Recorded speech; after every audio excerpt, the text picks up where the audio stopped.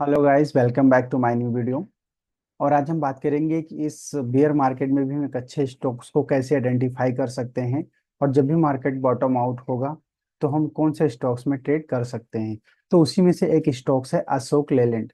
तो अशोक लेलैंड में बहुत इंपॉर्टेंट सेटअप बन रहा है, उसके बारे में पूरा डिटेल में बात करेंगे। अब इस स्टॉक्स को हम पहले मंथली चार्ट से एनालाइज करते हैं। तो सबसे पहले अशोक लेलैंड का हम मंथली चार्ट देखते हैं। तो ये अशोक लेलैंड का मंथली चार्ट था, जो ये फाइनली ये ब्रेकआउट हुआ था। ये ब्रेकआउट हुआ था अप्रैल 2024 में। इस स्टॉक्स का ब्रेकआउट हुआ था, कब ब्रेकआउट हुआ था, राइट। और वहां से ऑलमोस्ट 1 2 3 4 मंथ वो एक अच्छा ऊपर की तरफ एक रैली दिया। अब उसमें रिट्रेसमेंट हो रहा है। अब जब ये रिट्रेसमेंट हो रहा है तो इस जो ये 3 मंथ की रेड कैंडल है, उस कैंडल पर अगर हम देखेंगे तो लेस वॉल्यूम है। और यहाँ से अगर एक हम ये वाली trend line resistant trend line draw करते हैं तो इस वाली ट्रेंड लाइन का भी सपोर्ट यहाँ पर बनता है। और मूविंग एवरेज का भी सपोर्ट यहाँ पर बनता है। तो ये इंपॉर्टेंट सपोर्ट है इसका। और वीकली चार्ट में देखेंगे इसको, अगर हम वीकली चार्ट में अगर हम देखें अशोक लेलैंड को, तो ये इसका वीकली चार्ट है। अब वीकली चार्ट में अगर हम देखेंगे आरएसआई, क्योंकि जब भी वीकली चार्ट 40 के सपोर्ट पे आरएसआई पे यहाँ पे आता है तो वहां से एक अच्छा बाउंस बैक देखने को मिलता है। अब लास्ट टाइम वो आया था वो मार्च 2024 में वो 40 के सपोर्ट पे आया था अशोक लेलैंड। यहाँ पे यहाँ पे 40 के सपोर्ट पे आया था। और यहाँ से ये रैली हुई थी। अब वो तीसरी बार 40 के सपोर्ट पर अभी अशोक लेलैंड है यहाँ पर। और यहाँ पर भी देखेंगे 40 के सपोर्ट पर और ट्रेंड लाइन का भी सपोर्ट है। यहाँ से ये ग्रीन कैंडल बनी है। अब अगर वीकली चार्ट को एनालाइज करेंगे तो यहाँ से जो ये 3 मंथ की गिरावट हुई है, किसी भी कैंडल का हाई प्राइस ने क्रॉस नहीं किया है। बट अगर हम यहाँ पर देखें, यहाँ पे, तो इस वीकली वीकली का हाई टूट गया है और एक बुलिश कैंडल बनी है। और इस कैंडल पर अगर हम देखेंगे तो वॉल्यूम भी ठीक ठाक हुआ है। तो यहाँ पर ये ट्रेंड यही बता रहा है कि मतलब इस स्टॉक्स में ट्रेंड चेंज हो रहे हैं और यहाँ पर बायर्स अभी घुसना चालू कर दिए हैं। अब इसी चार्ट को हम डेली टाइम फ्रेम पे थोड़ा डिटेल में एनालिसिस करते हैं। अब इन सारे चार्ट को मैं इस चार्ट से सारे मैं लाइन को हटा देता हूँ। और यहाँ पर अब ध्यान से देखना। यहाँ पर देखेंगे कि ये जो गिरावट हुई, यहाँ से जो शार्प गिरावट हुई है, कभी भी प्राइस ने मूविंग एवरेज को क्रॉस नहीं किया है। मतलब यहाँ से जब ये गिरावट हुई तो पहला मूविंग एवरेज का रेजिस्टेंस दूसरी बार गया, बट वो मूविंग एवरेज तक गया नहीं।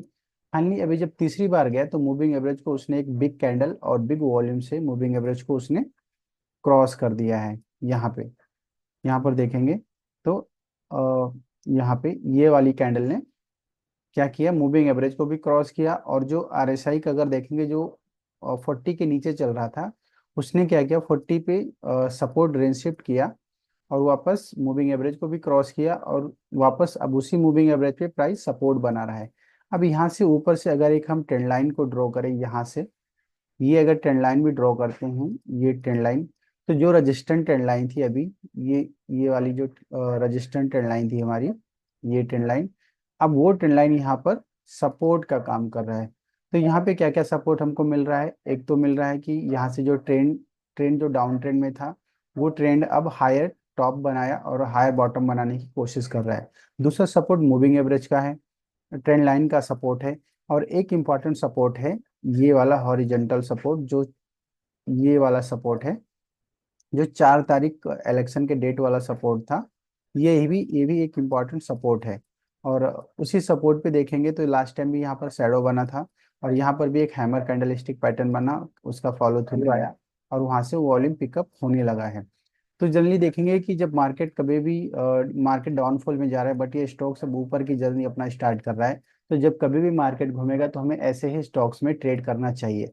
अब अगर हम इसका टारगेट निकालें तो इसका टारगेट निकालने के लिए एक फिबोनाची होता है। तो फिबोनाची को ऊपर से लेके नीचे तक हम ड्रॉ कर देंगे, जहां से फॉलिंग चालू हुआ है, जहां पे बॉटम बन रहा है। तो यहाँ पर देखेंगे कि ये 38% के रिट्रेसमेंट पे अभी है, जो यहाँ पर एक शूटिंग स्टार पैटर्न देखने को मिला है। और वापस आके ये जो 2 कैंडल रिट्रेसमेंट हुई है रेड वाली कैंडल पे देखेंगे यहाँ पे, तो रेड कैंडल पे कोई मेजर वॉल्यूम नहीं है, मतलब कोई मेजर सेलिंग नहीं हुआ है। ग्रीन कैंडल पे वॉल्यूम देखें और रेड कैंडल पे वॉल्यूम देखें, तो यहाँ पर कोई मेजर सेलिंग नहीं हुआ है। यहाँ से ट्रेंड इसका चेंज हो रहा है। अब इसका जो पहला टारगेट बनेगा वो बनेगा 50% रिट्रेसमेंट का पहला टारगेट बनेगा यहाँ से, जो है ऑलमोस्ट ये रेजिस्टेंस लेवल भी बनेगा, यहाँ पर देखेंगे सीआईपी भी है, और 233 के आसपास। और उसका अगला जो टारगेट बनता है वो बनता है 240 रुपये के आसपास, दूसरा टारगेट इसका बनता है। अब यहाँ से अगर देखें, अगर हम यहाँ से सपोज दैट ये जो कैंडल बनी है, अब इसको अगर हमें ट्रेड करना है तो इसको हम कैसे इसमें ट्रेड कर सकते हैं। तो इस कैंडल के ऊपर जनरली हम बाई करेंगे, यहाँ पे बाई करेंगे इस कैंडल पे। और ये जो नीचे का जो है कैंडल है, रेड कैंडल, ये कैंडल, ये हमारा स्टॉप लॉस हो जाता है। तो अगर हम देखेंगे कि यहाँ पे हमारा रिस्क कितना है और रिवॉर्ड कितना बैठता है, तो उसको भी हम देख लेते हैं एक बार। ठीक है। तो ये मेरा ये टारगेट बनता है जो है ये लेवल का, और मेरा जो स्टॉप लॉस बनता है वो है यहाँ पे।